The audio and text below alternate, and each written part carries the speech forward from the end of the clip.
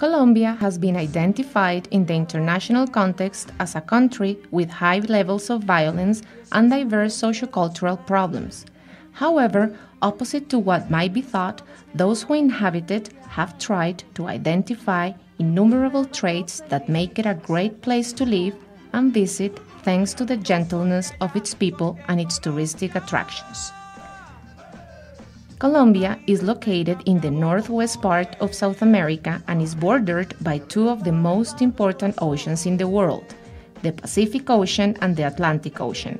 Because of its great geographical and cultural diversity, 5 regions that bring together different traits can be distinguished.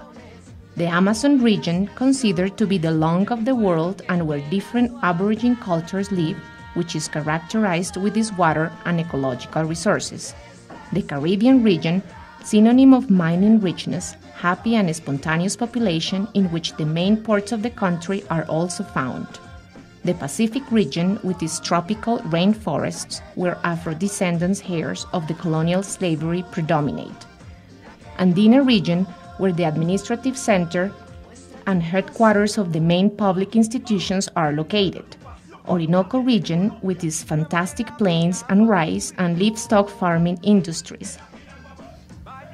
Its climate variety where it is possible to move from cold to heat in a few hours, besides its people kindness, encourage people to break all the prejudices which are unjustified most of the times and give themselves the chance to experience the greatness of its countryside, its nature and its culture.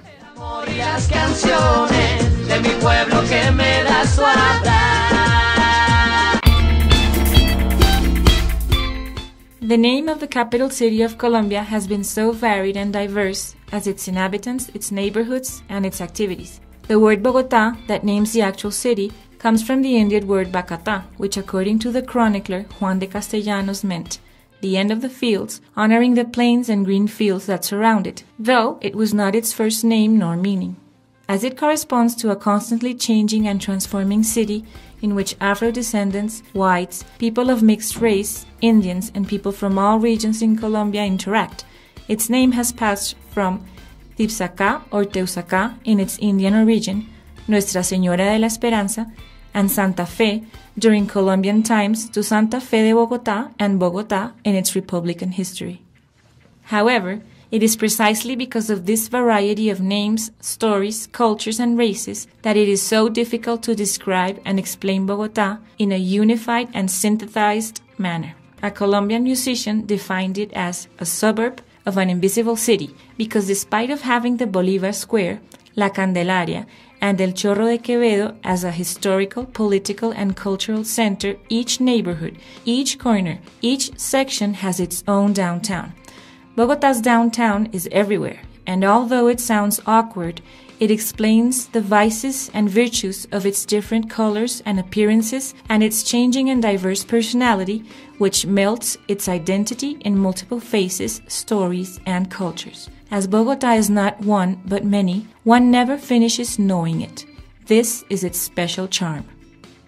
Hence, the cold and gray Bogotá finds its warmth and color in a series of opposite but complementary activities in which salsa caleña, an Argentinian tango, rock and jazz with Pacific music, and the uproar of Caribbean vallenato with the seriousness and austerity of the people in Bogotá exist with no problem.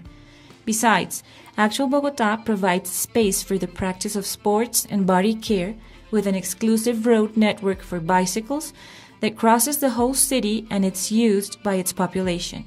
It is also realized that a healthy body is not enough and Bogotá invites to cultivate the spirit through arts with the Ibero-American Festival of Theater, Eurocine, and Rock and Jazz at the park.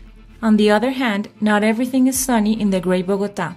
Denying it would be irresponsible and a lie.